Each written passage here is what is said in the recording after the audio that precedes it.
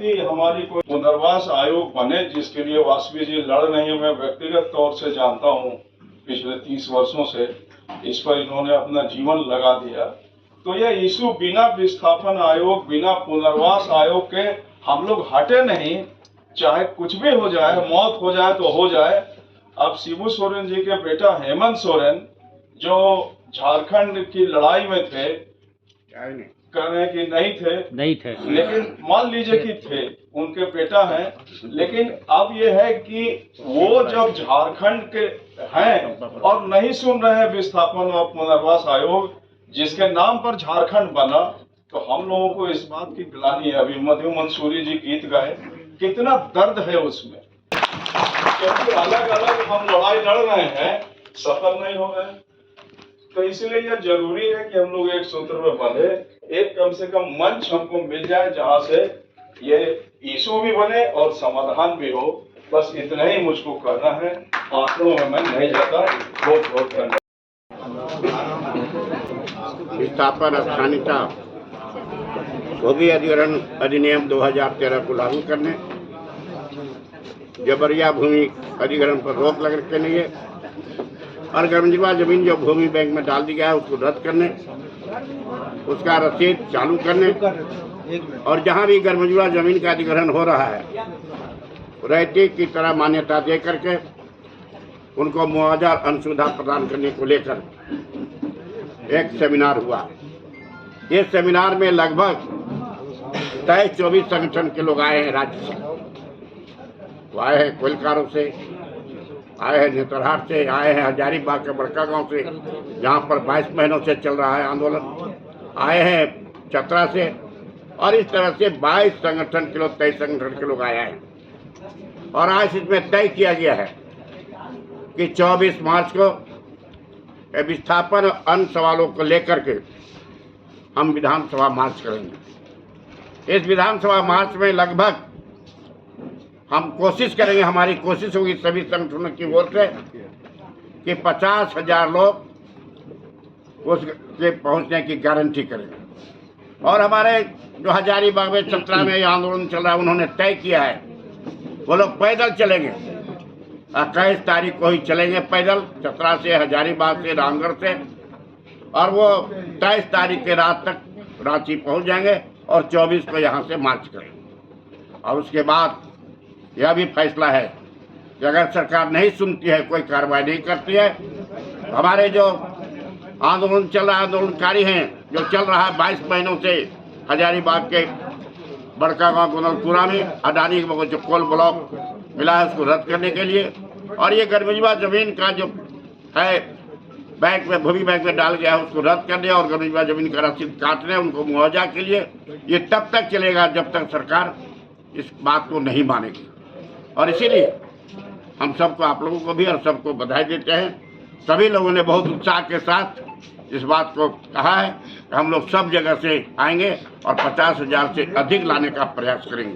पुनर्वास का मुद्दा झारखंड का सबसे ज्वलंत मुद्दा है और झारखंड राज्य का निर्माण भी इसी प्रमुख मुद्दे के साथ हुआ।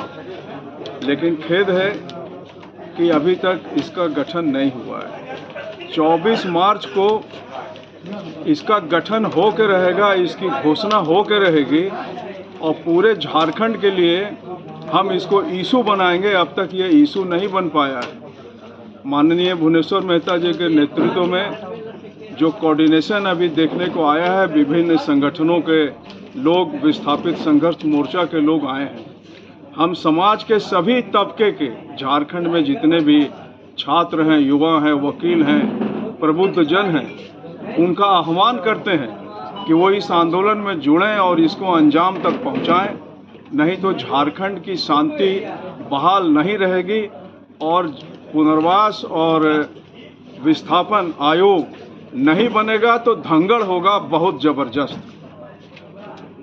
24 को विधानसभा मार्च करने, विधानसभा का घेराव करने की बात आज हम लोगों ने तय किया है।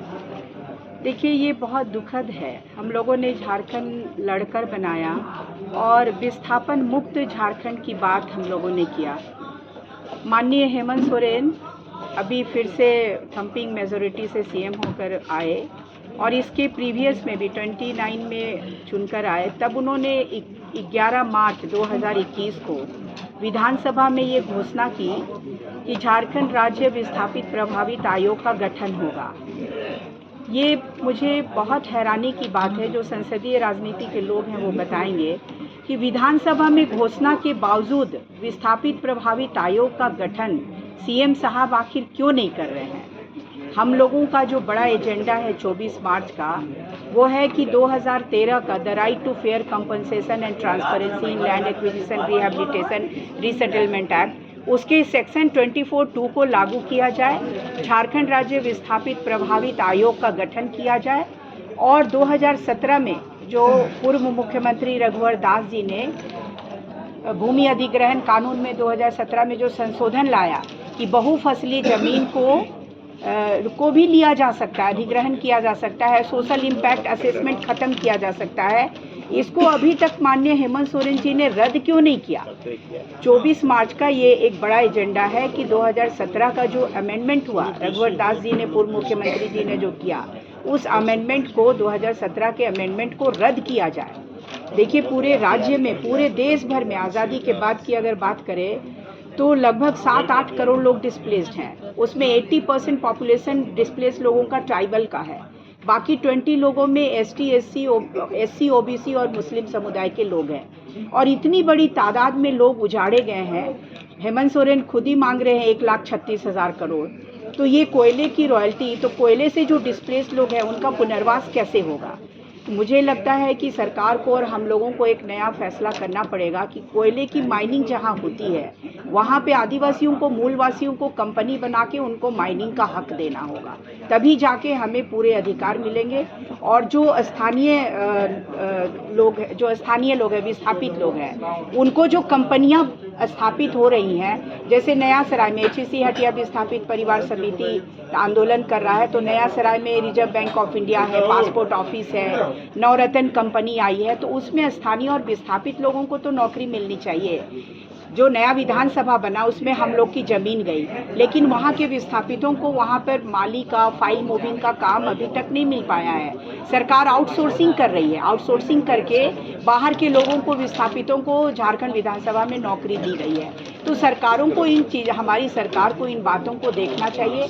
24 मार्च को हम लोग इसका आगाज करेंगे और पूरे राज्य के नेतरहाट फिल फायरिंग रेंज के लोग, कोसी कंसल्टेंट प्राइवेट लिमिटेड के लोग जो सिटी सेंटर के खिलाफ लड़ रहे हैं गुंडू में, जो कोयलकारो जन संगठन के लोग हैं और अन्य विभिन्न विस्थापन विरोधी आंदोलन के लोग हैं, उनका पूरा जनजुटान रांची में होगा। 24 मार्च के प्रदर्शन में महिलाओं की किस तरह की सहभागिता होगी? महिलाएं बड़ी संख्या में होंगी। रेशमा परवीन ने ही अनाउंस किया है कि महिलाओं को फ्रंट में लाइए, तो हम लोग महिलाएं फ्रंट में रहना चाहते हैं, लेकिन महिलाएं आगे रहें। विस्थापन की शिकार आधी आबादी और सबसे प्रभावित जो कोई समुदाय है तो महिलाएं हैं और बच्चे हैं। विस्थापन की मार महिलाओं और बच्चों पे पड़ी है। उनकी जीविका, उनकी संस्कृति नष्ट हो गई, सभ्यता नष्ट हो गई, भाषा मर गई, आजीविका, उनको शौच के लिए इतनी दिक्कत होती है। कोल माइनिंग एरिया में आप जाके देखिए ना कि जिस तरह से शौच के लिए वो, उनके लिए जंगल वगैरह और उनका अपना ट्रेडिशनल टेरिटोरी था, वो सब कोलैप्स कर गया। तो वो जाने के लिए, उनको बाथरूम के लिए, शौच के लिए इतनी परेशानी है। देखिए, फगुनी माझी की जो हत्या हुई कोयला इलाके में, पूर्वी परेज हजारीबाग का मामला है। फगुनी माझी का खेत 44 नंबर का खदान बन गया और जब वो अपनी जो मालकिन थी, खेत की मालकिन थी, तो वो रैयत बन गई, मजदूर बन गई और फिर वो जाने लगी एक कोयले भट्टे, ईटा भट्टे में काम करने के लिए। अपने 1 सप्ताह की मजदूरी लाने के लिए वो गई थी। ठेकेदार और मुंशी ने गैंग रेप करके उसको मार दिया, रेप करके, और उसको, उसकी जो सप्ताह भर की मजदूरी थी ये मिली नहीं। तो औरतों के साथ हिंसा बढ़ी है। विस्थापन जहाँ कहीं भी हुआ है, आदिवासी औरतों के साथ हिंसा बढ़ी है। जंगल जमीन से वो बेदखल हो गई हैं, बच्चों की ज़िंदगी नारकीय हो गई है, वो माइग्रेट हो रहे हैं। ट्रैफिकिंग का इशू झारखंड का बहुत बड़ा एजेंडा है। तो ये आप लोगों को स्वागत है। आज कन्वेंशन था मेहता जी के नेतृत्व में। 24 मार्च को हुजूम रांची के सड़कों पर विधानसभा में दिखाई पड़ेगा। आरआर पॉलिसी जो है, पुनर्वास नीति जो है झारखंड में मधु कोड़ा के समय बना, जो पूंजीपतियों के पक्ष में था।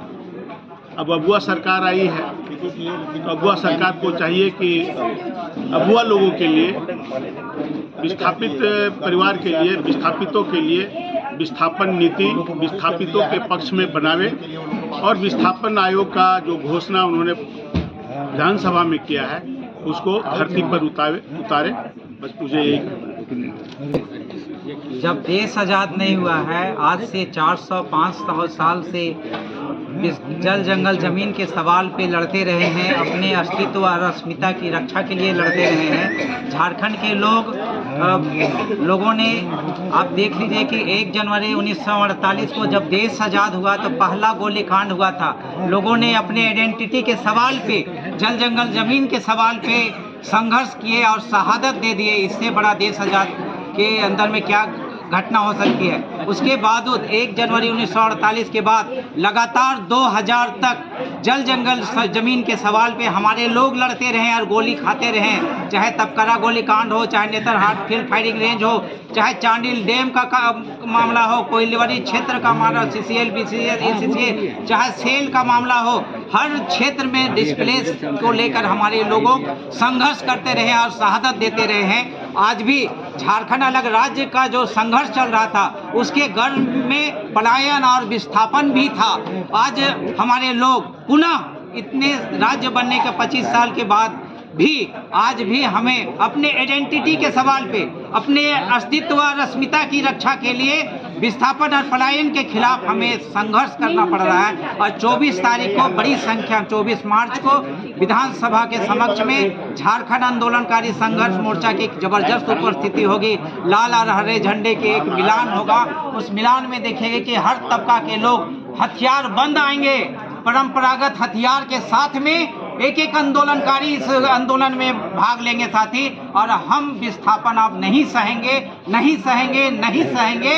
और मुख्यमंत्री से कहेंगे कि जो वादा किया है वो निभाना पड़ेगा। विस्थापन आयोग तुम्हें बनाना पड़ेगा। धन्यवाद। पुष्कर मातो, झारखंड आंदोलनकारी संघ।